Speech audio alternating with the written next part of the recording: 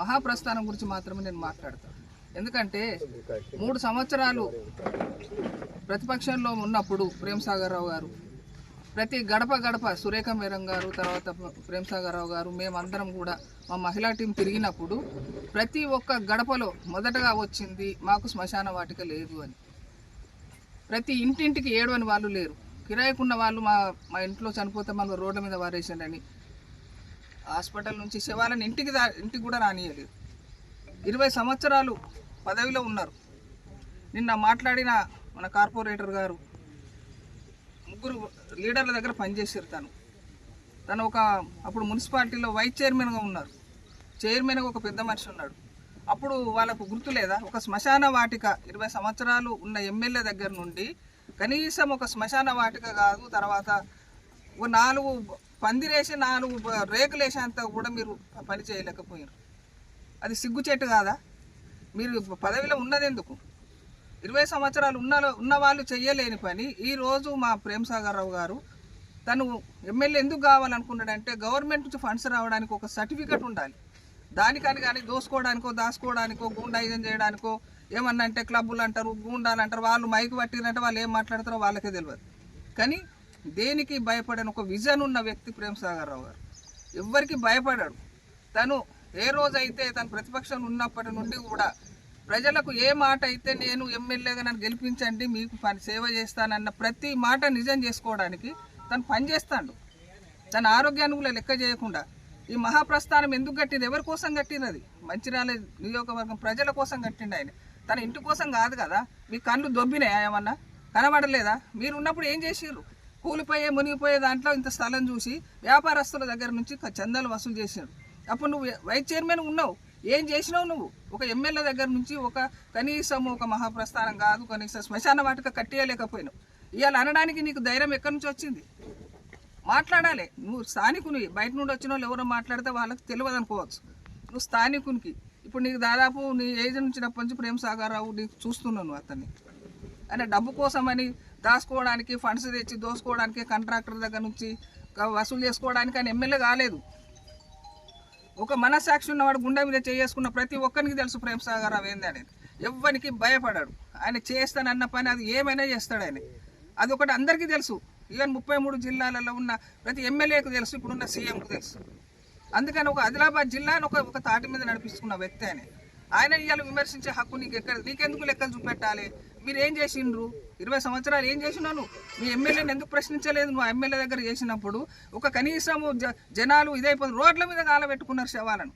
అదే టెంపుల్ ముందట రోడ్డు మీద గాలబెట్టురు. మాకు తెలిసిన తంది ఒక అతనైతే మా అపార్ట్మెంట్ ముందట ఉంటే ఆ శవాన్ని పట్టుకొని వర్షానికి ఇక్కడ కాలేయడానికి స్టే ప్లేస్ లేకపోతే లక్ష్మీపేట పట్టుకపోయాడు. అక్కడ నుంచి శ్రీరాంపూర్ పట్టుకపోయాడు. మాకు ఇక్కడ గాలబెట్టి అక్కడ ఆఖరికి వచ్చి మళ్ళీ ఇక్కడ రోడ్డు మీద గాలబెట్టాడు. అప్పుడు ఏం చేసారు? ప్రజల దగ్గర నుంచి ఓట్లు తీసుకున్నప్పుడు తెలియదా? వాళ్ళకి ఏం చేయాలనో తెలియదా? వాళ్ళకి ఏం అవసరమో తెలియదా? ఇవాళ ప్రేమ్సాగర్ రావు చేస్తా అంటే ఓర్వలేక మీకు చాతగాక మీరు చెయ్యలేని పనులు తను చేస్తున్నాడు కాబట్టి ఇవాళ మీకు ఇష్టం వచ్చినట్టు మాట్లాడుతున్నారు. రండి. ఇప్పుడు ఆయన భయపడ్డాడు కాదు. ఆయన ప్రతిపక్షంలో ఉన్నప్పుడు కూడా ఇదే ప్రశ్న మీ మీడియా సోదరుల ముందట ఎన్నో ఆయన మీద నిందలేస్తే పేపర్లు కాదు ఆయన మైండ్ తోటి లెక్కలు చెప్పిండు. ప్రతి ఒక్కరు ప్రెస్ సోదరులు కూడా తెలుసు. అది ఐపీ చౌరస్తాకు రమ్మన్నాడు. ఎవరన్నా వచ్చిర్రా? ఎందుకు రాలేదు? ఇప్పుడు లెక్కలతో భయపడే వ్యక్తి కాదు ఆయన ఏ దేంట్లో కూడా ఒకరికి అవకాశం ఇయ్యాడు, ఒకరితోటి మాట అనిపించుకునే వ్యక్తి కాదు ఆయన. అందుకనే మీరు ఎన్నన్నా కూడా అసలు లెక్కలకే తీసుకోరు. ఆయన చేసే పని చేసుకుంటూ పోతాడు. ఇవాళ మీరు ఎన్టీఆర్ కాలనీ మునిగిపోయింది. ఏం చేసిర్రు? అప్పుడు నువ్వు మున్సిపాలిటీలో ఉన్నావు, వైస్ చైర్మన్ ఉన్నావు. ఏం చేసినావు? ఒక మనిషిని ఆదుకున్నావా? కనీసం దానికోసం ప్రయత్నం చేసిర్రా? ఆయన మాట ఇచ్చిండు, పని స్టార్ట్ చేసిండు. ఫస్ట్ మహాప్రస్థానం కడతా అన్నాడు. ఇది స్టేట్ లెవెల్ గిన్నిస్ బుక్లో ఎక్కింది.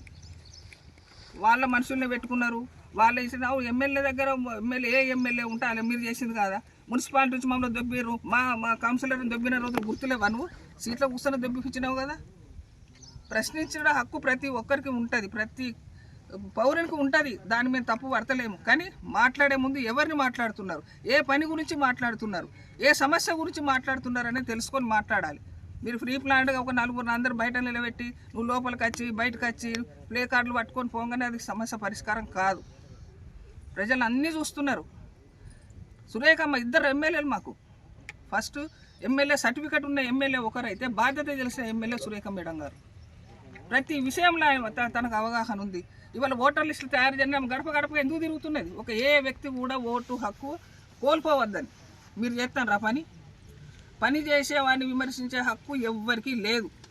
అది గుర్తుపెట్టుకొని మాట్లాడండి. అందులో మహాప్రస్థానం అంటే ఎక్కడెక్కడో వచ్చి ఇంత పని చేసిండు ఈయన మొగోడు అంటారు. మరి మిమ్మల్ని మొగోడు అనిపించుకోలేదండి 20 సంవత్సరాలుండి. ఒక శ్మశాన వాటిక అన్ని వదిలిపోయాడు. ఒక శ్మశాన నువ్వు తీసిన మాటే మాట్లాడుతున్నావు. ఒక శ్మశాన వాటిక ఎందుకు కట్టలేదు? చందాలు వసూలు చేసి కూడా సారు ఎమ్మెల్యే అయిన తర్వాత రిటర్న్ ఇప్పించినప్పుడు సిగ్గు వల్లే మీరు మున్సిపాలిటీ కూర్చున్నారుగా 2 కుర్చీలలో ఒక పెద్ద మనిషిని నువ్వు ఉన్నావు. మరి ఎందుకు చేయలేకపోయారు? ఒక సీఎం దగ్గర నుంచి ఎందుకు నిధులు తీసుకురాలేకపోయినారు? ఇవాళ ప్రతిదీ తీసుకొచ్చి మంచిర్యాలని 50 సంవత్సరాలకు తొక్కి పడేసారు మీరు. ఒక మాతా శిశు హాస్పిటల్ మునిగిపోయే దాంట్లో కట్టి కాంట్రాక్టర్ దగ్గర డబ్బులు తీసుకున్నది మీరు. ఆ మునిగిపోయే దాంట్లోకి వెళ్ళి పేషెంట్లను బయటకు తీసుకొచ్చింది మేము. అప్పుడు లేదా? నీకు తెలియదా? నువ్వు చూడలేదా?